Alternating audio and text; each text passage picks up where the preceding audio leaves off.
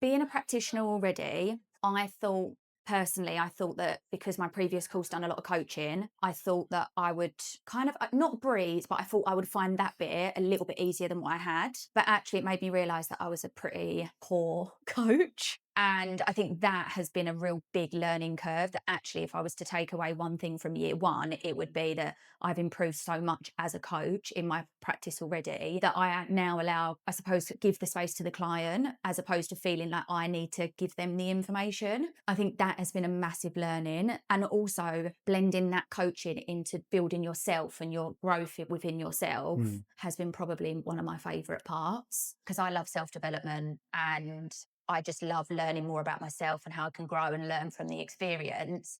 So that for me has been like my most favourite part, I would say. I do love the nutrition and the way that it gets taught, and it's all kind of interconnected. But I'd say the coaching specifically, I've like learned, I suppose I've taken the biggest part away from it because it's changed me so much as a coach in my practice already. I want to use the word care.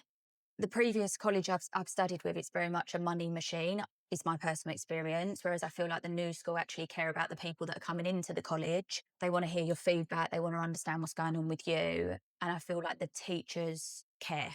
Like there's a deep level of care there and you can see it.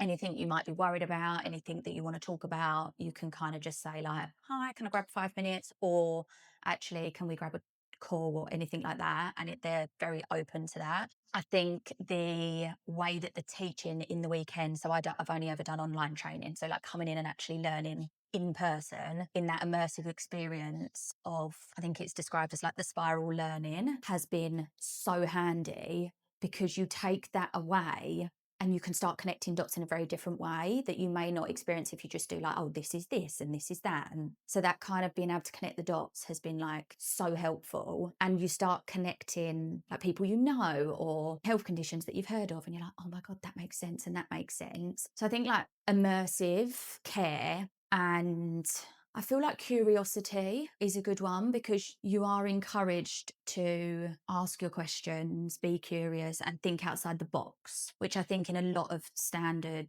teachings is not. It's like stay inside the box. But you can, I mean, with nutrition, with coaching, you can just go so far outside the box. So yeah, I think that. Learn to be quiet. It's really bad, isn't it? It's honest. But I'm excited. Yeah. I am such an enthusiastic. I love this stuff. So I'm like, oh my God, put my hands up. I want to share or I want to ask. But actually, I had to sit a lot with myself on why am I doing that? Am I trying to prove something? Am I trying to, like, why am I doing that? Is it because I'm actually trying to add value and help people? Is it just because I'm trying to be like, oh, this might, so it was very much, I would say one of the biggest, and this is being like totally vulnerable, I would say one of the biggest learnings is that I'm coming here to learn. And if I'm in a room of people that know less than me, I'm in the wrong room. And I can't suppose, had to go through that process to be like, you're not the one in the room that knows the most. You can sit. And I think as well, it's like learning to be curious again, going back, as we've had conversations about, of like going back, of not unlearning, but actually coming in with a beginner's mind. Because I think when you are in the profession already, you're a bit like, oh, I do know this and I do know that, but that can sometimes be a hindrance. And I think that has been really foundational for me to be like, actually just sit and kind of think if I need to respond, or if actually just sit, wait, see if it gets responded to. And then if you have got a question, you can. I think I personally feel like I've gone on such a self-development journey myself of how I show up in public spaces as well, because even though it's not public space, but it is a public forum with, I don't know how many of us, 20 plus people. Yeah. So you're in a group dynamic, which I've not been in since school, and school wasn't a great experience for me. So it's like I felt all of that come back and I was like, oh my God, I feel like I'm in that school dynamic again. But I had to very much coach myself out of like, you're in a group of like women, adults, very different scenario. And you're not kind of forced to be here. No one's forcing you to be here. So that was like a really big learning lesson for me as well, that you have to come in with a very much like, it doesn't matter what you know or what you've seen, you're going to go through this process. And whether you know some of that stuff, amazing, but actually what you don't know is just all add-ons. It's like all strings to bows. So that was like really quite a humbling experience. Yeah, the way I can connect current clinical practice I would say. I'm a very visual learner, and the way that Kush explains things is exactly how I learn. And I find it really simple to understand that I can connect dots in ways that no AI book or lecture in a presentation would teach me, because I can then say like, oh, okay, so does that mean that this? Oh yeah. Oh my God, I get it. So I think there's that setting, being able to connect dots in my head when little light bulbs go off has been such a game changer for like how I work again with my clients now. And I would have never I can't get that from AI. I don't learn by words. I learn by like pictures and doing. So that, yeah, has been such a helping hand. Well, I would obviously tell anyone to jump in, like, and do it, because that's what I do. Just jump, swim after, find your way. I would say, for me personally, your health is the most important thing you'll ever own. Everything else is just a side product to that. And I think you will never, ever, ever regret investing into your health in whatever capacity. And that's my true belief, whether that is working with a nutritional therapist or it's investing in you understanding to become a nutritional therapist. I always say to people, you know, when energetically you've got to, when you're ready to do something. But if you're sitting on the fence, you've got to ask yourself, one, is the time right? But two, are you ready to commit the time? And what is your why? Like, why do you want to be? Why do you want to do it? And if your why is strong enough, you'll go. I'm just very big on, there's never a price on your health. And anything you can do to learn and get that knowledge on not just yourself, as I explained, like the coaching and understanding yourself more, but also understanding what is potentially going in your body, so you can then, I suppose, go back to your why. Go all in or don't.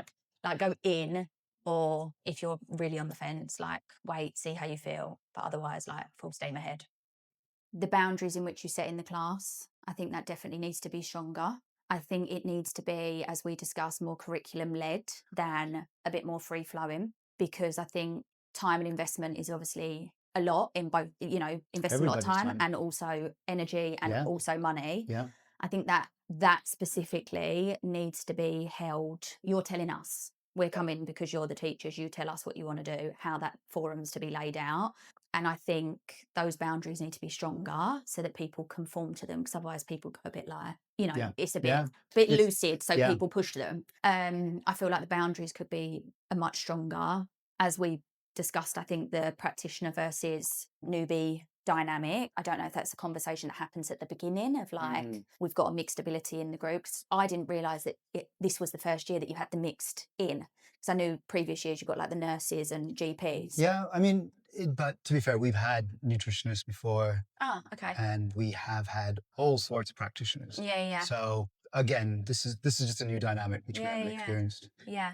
I think that it goes both ways. Yeah. From both sides, from a practitioner level, but also from a newbie level. Like, there needs to be give and take from both sides and grace from both sides. I feel that maybe I've personally felt wasn't given from a practitioner level, not from the college, which I know we spoke about. So I feel like there's probably a conversation that may need to happen at the start if you've got mixed abilities, to say like, this is what we do. I don't know what that looks like, but this is what we do. This is how we set it out. This is why. We're all there to learn the same thing, how that comes out and what that looks like. And we're all in very, I'd say, vulnerable positions, because we're doing a lot of inner work, and some people don't want to do that. It's very uncomfortable for them. Whereas I'm very like, I'm like, oh my God, let's do it. I love this. And I would share my story to anyone. So I feel like that as well. So the boundaries and definitely that kind of energy structure, I think is really important. I loved Kush's videos, but I know that time is of essence. Time is also energy. I did love them, but then I do feel like as we've got into the months now, we do cover ground, and we cover a lot of ground. I think the only other thing is I would have loved to have had the school clinic days at the start of year one, because I think that then enables people to book, as I book holidays as far as I can in advance. I know a couple of others in the group are unable to make them, so having that further in advance would be really helpful. I think that's probably it.